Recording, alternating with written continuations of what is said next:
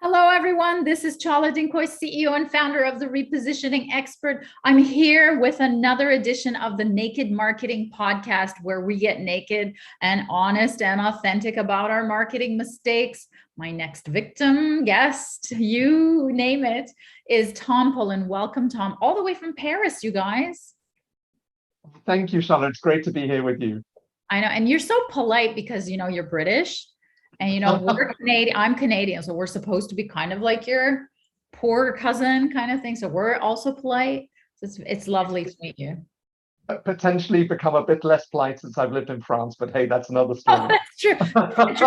That is true. They're supposed to be a lot more, assertive. No, I'm kidding. I'm kidding. I love the French very much. So, I yeah, should say that from the your start. landlady's watching probably. She's gonna not be too happy about it. So tell us who you help and what you do all the way in France.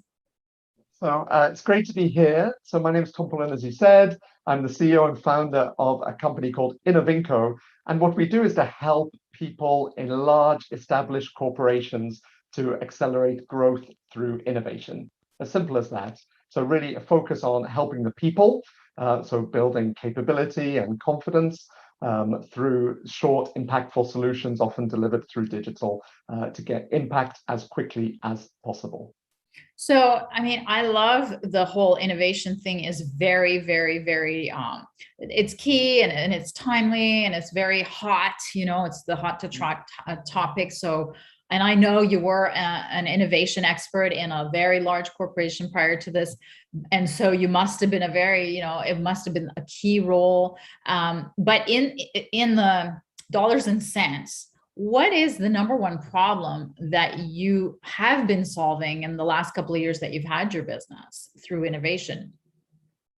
One consumer problem or customer problem or A company that engages you wants you okay. to do exactly what, and so give us an idea because it's so broad, right? Yeah, it's so broad.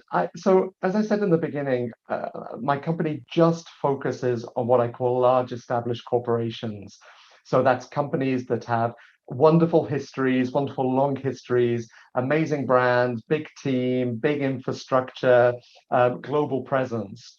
And those are exactly the types of companies that are specifically struggling or often struggling with everything to do with innovation. And I guess a couple of the pain points that we see quite often is around the speed of innovation projects within those organizations. So often they go very slow and cost a lot of money, and sometimes don't end up going anywhere.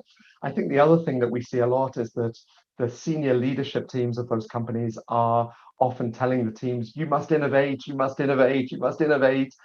But the teams who are responsible for doing it don't often have the fundamental skills or training that they need to be able to deliver that. And so we're often coming in either to speed it up or to really help those teams to operationally deliver it.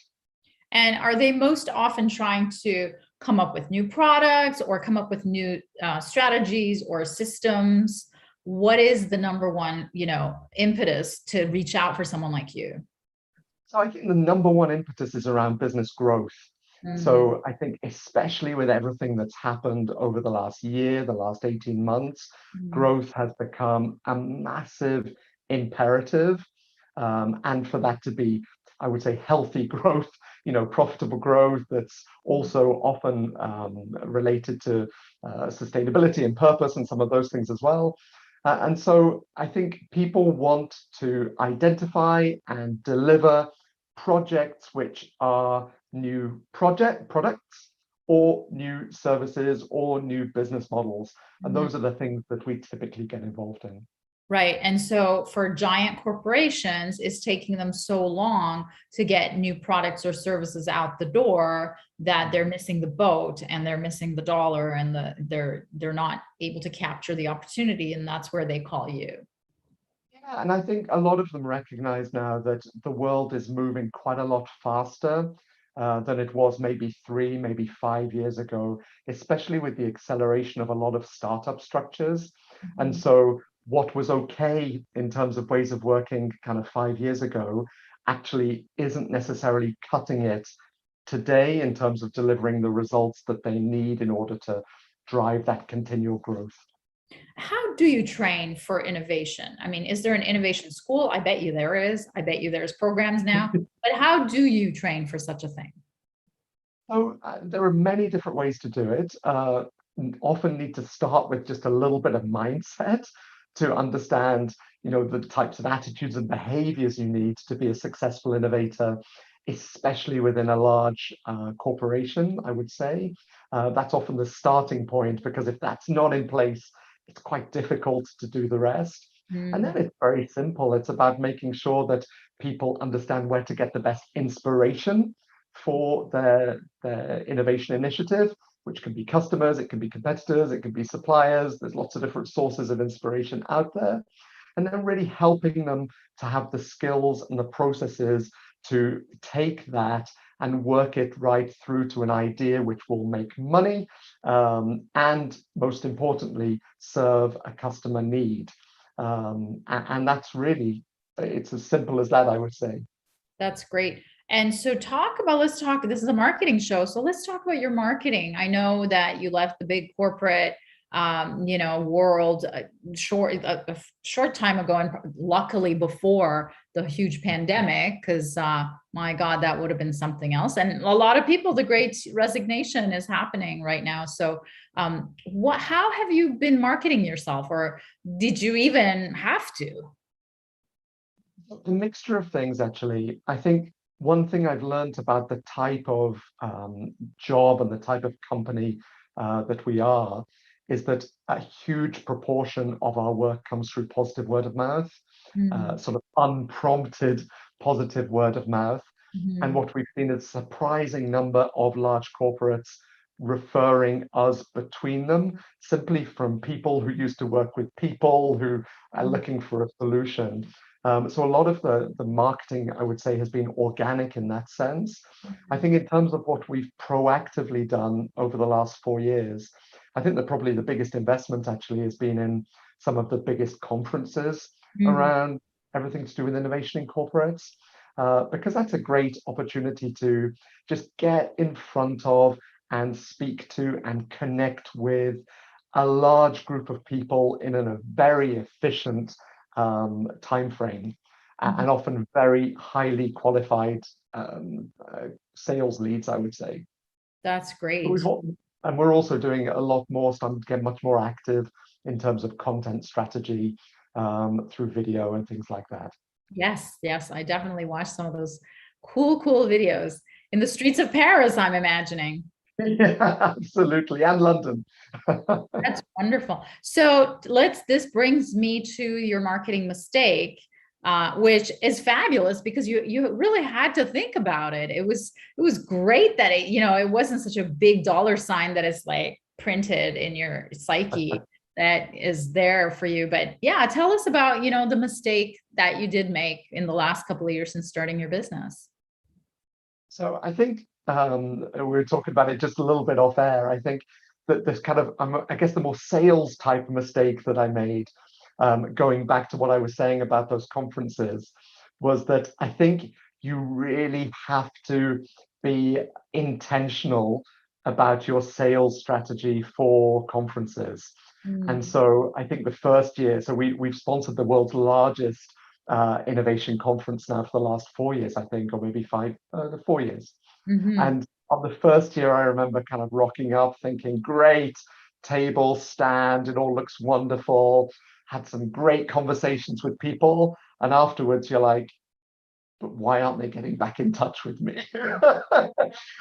And then in the second year, I realized that actually most of the, how can I say, the sales job was actually done before the conference even started. So that was a great tip from one of my fellow entrepreneurs who was there.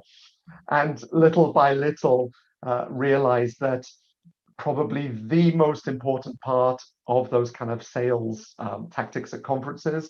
You've got the before, but you've definitely got the after.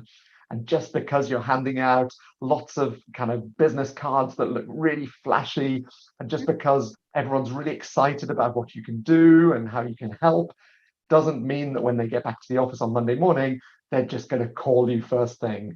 That mm, doesn't happen. So really rigorous follow up, not in a kind of pushy way, but just reminding people that you're there, reminding people that you had a great chat, reminding people what you do, how you can help. It is really critical in terms of capitalizing on those conference experiences. Absolutely. And it's so funny that you call it a sales activity, because in my world, everything that happens until the question, how much is marketing. So, everything that happens after that question is sales. So in my world, what you're doing is marketing. And well, first of all, congratulations that you actually have been going to these conferences and spending money on sponsoring, if you have so much coming to you from referrals, and without doing anything. So good for you for even putting in the effort, because you really, you didn't really even have to, right? Because you already have, depends on how much you want to grow, I guess, right? So I'm hearing that you wanted to grow faster than the rate of referrals. So that's amazing. That's great. And I think the other thing that I find about those conferences, so yeah, there's a sales or marketing objective clearly, but it's also really important to actually get, how can I say, live interaction Mm. with your potential customer set. So, what they want and what they need does evolve and change over time. And so to have that kind of dialogue is so critical to making sure that your offer is as sharp as it can be against what they're currently worried about, what they're currently needing. And so that's the kind of added bonus, I would say. Absolutely. So the other thing though is that person that you're talking to, you have to make sure is the decision maker or influencer, because oftentimes we would go to trade shows and we would spend our brains out, and then the people that are coming would be like the lowest level, non-decision maker that you could get. So we'd be wasting our time, our efforts, our money, our energy. But to your point, once we learned and now teach how to engage way before, and engage the people that are at the highest levels using different tactics, we were able to use either our booth or our, keynote or whatever it was as just a stopping point to just actually do the meeting, to do the appointment. So that's brilliant. That's really brilliant. Yeah. And to your point, like the follow-up, to me, there should never have to be a follow-up, because you should never leave a meeting without a meeting. So if you're actually meeting them and it's a prospect and there's pain, you should never be leaving without the next step, right? So you don't have to phone them. 100% correct. 100% Yeah, correct. And you now don't. I've learned that I should systematically be doing that. That's right. You don't ever have to call them. I know. Like, imagine that you would have like bags and bags full of cards in the days that we had to do that, right? And now it's a whole new world. Are you going in person now, like to things, or you're flying to the US? Is that what it is? No, so the physical events seem to be starting up again, but Wow. to be honest, most of the really big major ones, so incredibly selective about which ones Yeah. we do, typically focused on one or two that have proven to be really good for us in the past, Mhm. and they're not opening up physically until next year, I think. So I've got a bit of time to wait, which is a bit frustrating because, Yeah. I'd love to feel like we were getting back to normal, but I think early next year it will really start in earnest again. Yes, hopefully. Yeah, fingers crossed. Yeah, exactly. That's great. So, what is your parting advice for our viewers and listeners about marketing, Tom? So I think the key thing, so I was a marketer on the corporate side for about 18 years, and obviously market now my own company. If there's one piece of advice I would give all of your listeners and all of your viewers, it would be go and spend as much time as you can with your customers. Because what I saw on the corporate side, but also what I've seen in the startup world, is that those companies who truly live and breathe with their customers in real life Yeah. are the ones that understand them best and therefore have the biggest ability to be able to provide solutions which provide most value, but also the most profit. And I know from my corporate side that I didn't spend as much time as I should Mhm. with the customers of the big brands that I was working on. And I also see that in the startup world, those startups who are really nailing it at the moment are the ones who have the discipline to go out and interview 10, 50, 100 people in their target audience in order to get really deep understanding about who it is that they're targeting and how they can specifically help, and not forgetting those famous pain points. That's right. Famous, very famous. That's great. So how can we reach you, Tom? So you reach me on all social platforms, LinkedIn, a big one. So Tom J. Pullen, Instagram, Facebook, also on Twitter, always at Tom J. Pullen. You can also check out the YouTube channel, which is youtube.com/Innovinco, which is the name of the company. Very nice. Thanks for being here, Tom. My pleasure, Charlotte. It's great to be with you.